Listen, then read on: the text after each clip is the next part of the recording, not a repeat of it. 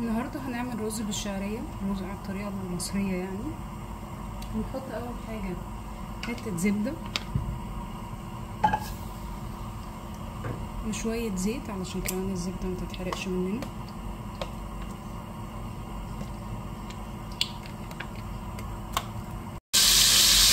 هنا بعد ما ساحت الزبده هنحط الشعريه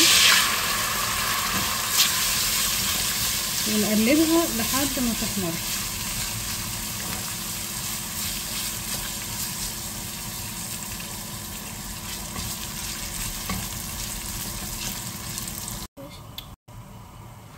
هنا بعد ما اتحمرت الشعريه هنحط عليها الرز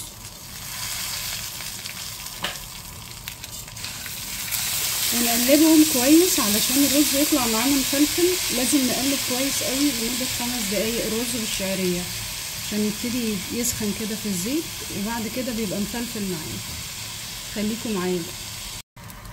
السر التاني في الرز ان احنا لو هنعمل رز ومش عايزينه يتعجن مننا لازم نبقى حاطين دايما الكوبايه اللي نعاير بيها الرز هي نفس الكوبايه اللي نحط قدها ميه، يعني كل كوبايه رز قصادها كوبايه ميه او شوربه. يعني الرز الشعريه ده احلى حاجه عشان تديله طعم. لازم تبقى شوربه كمان، الفراخ كده تبقى شوربه طعمها حلو. لو ما عندكيش شوربه عادي جدا ممكن تحطي مكعب مرق الدجاج ويبقى هو ده بديل الشوربه. انا هنا عملت 2.5 كوبايتين رز ونص كوبايه شعريه. هنحط دلوقتي الشوربه.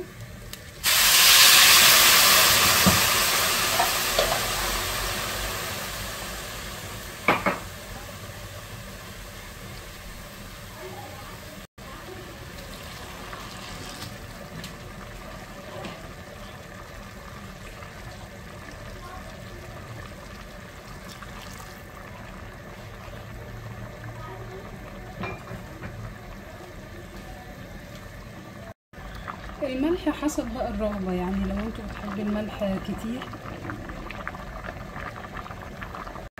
بعد ما نحط الشوربة ندوقها عشان لو محتاجة ملح نزود لها، لو مش محتاجة خلاص. هنقلبه كويس ونغطي عليه، واول ما الرز يتشرب الشوربة كده نحطه على نار هادية خالص لمدة تلت ساعة. كده الرز ميته اتشربت خالص، هنهدي عليه النار خالص ونسيبه بقى لمدة تلت ساعة. هنا يا جماعة الرز بعد تلت ساعة فتحت عليه وقلبته، شايفين مفلفل ازاي.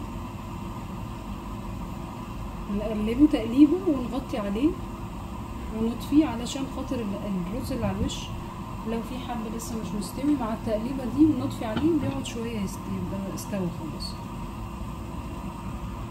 كده الرز بعد تلت ساعة استوى مفلفل، مفيش حاجة لازقة في حاجة خالص، كله مفلفل وجميل وطعمه حلو قوي. جربوه وقولولي ايه رأيكم فيه.